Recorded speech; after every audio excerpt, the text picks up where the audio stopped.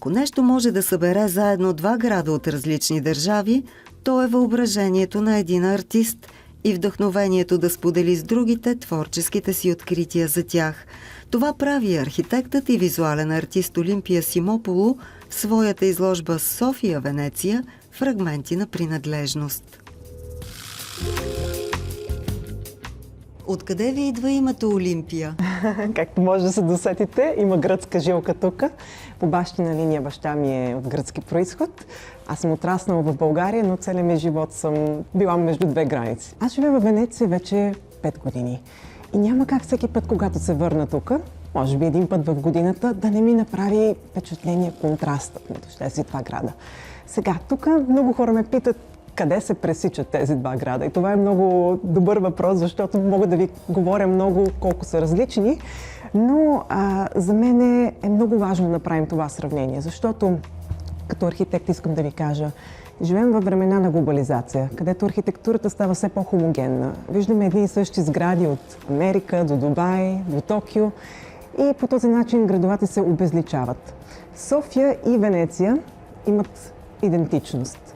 Поради всичките добри и лоши причини София, Венеция, разбира се, е една почтенска картичка, застинала във времето, но това са два града, които, за добро или лошо, имат автентичност, застинали с времето и са запазили своята характеристика. И това е факторът, който като архитект ме кара да представя това и лично насърчавам това да се запази и бих искала да виждам повече такива градове. Повече физиономия в градовете ни, автентична такава, каквато е била на времето. Кажете ми обаче това целенасочено скитане, което използвате даже и като термин. Всъщност, колко време целенасочено скитахте и София и Венеция, за да съберете тези фрагменти и да ги мултиплицирате във вашите пана? Сега тук само трябва да добавя, че колкото и да ми харесва това понятие, целенасочено скитане не е въведено от мене, въведено от френски мислител Ги Дебор. И значи точно това. Значи един съзнателен акт да се загубиш в града, позволявайки се той да те води и не да ходиш по основните улици, да си воден от монументите и грандиозните фасади, но да си позволиш да се загубиш.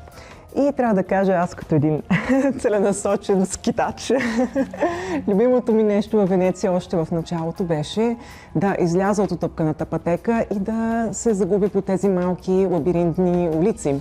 И според мен, всъщност като местен жител, трябва да кажа, това е истинския чар на един град, тази автентичност, за която говорим. Този акт на целенасочено скитане е всъщност част от моят подход, защото аз, когато скитам в кавички, събирам фрагменти. Аз се оглеждам, намирам архитектурни детайли и това е истинския чар на Венеция, че ти наистина можеш да си обходил една улица много пъти и въпреки това ти откриваш някакво малко детайлче.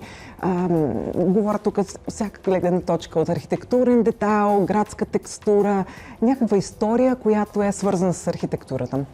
И всъщност изцяло като архитект, моята страст беше да събирам тези фрагменти, като съм правила снимки. Никога не съм мислила, че това може да се манифестира в нещо друго. Но ето, че колажът като художествена техника дойде много интуитивно, просто защото ми позволява да използвам тези фрагменти, тези фотографии и чрез наслояване аз създавам тези композиции.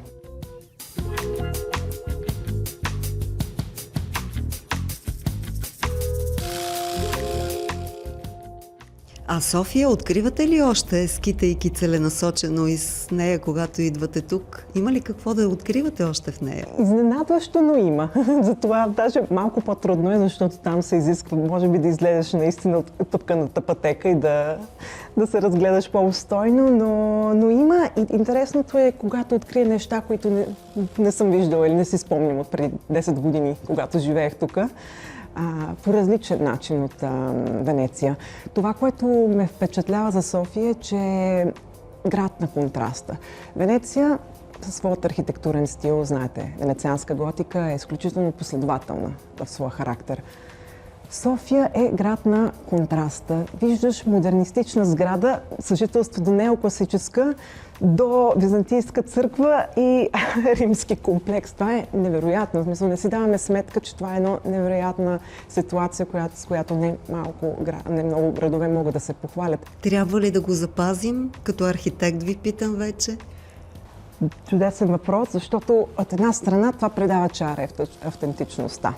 От друга, тези стилове, особено тук през последните години, нали, нашият опит да интегрираме съвременни сгради, не бих казала, че е много успешен, защото често не взимат под значение контекста. Има начин, по който новият стил може да се интегрира по-успешно с стария и за това наистина се изисква финес, изисква се регулации също. Трябва да има много ясно дефинирани регулации, какво може и какво не може да се прави в един град, за да придобие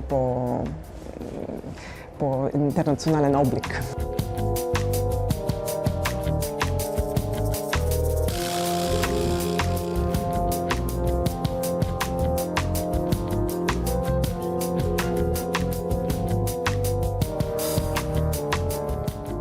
Ако името ви в началото е вашата принадлежност, защото то е ваша принадлежност, намерихте ли своята принадлежност като идентичност в София и Венеция и как по различен начин я намирате?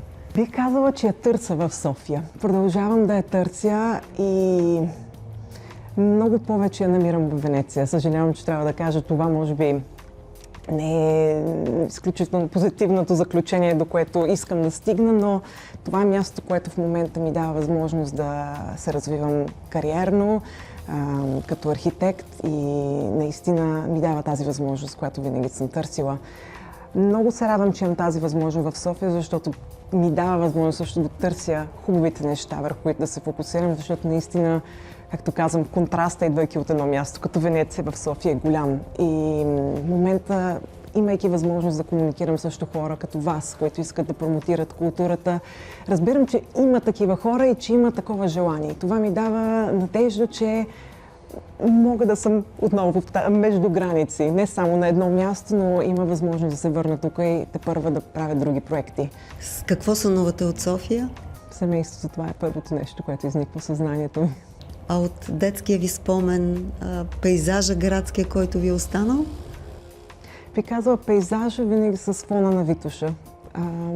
Природата с града.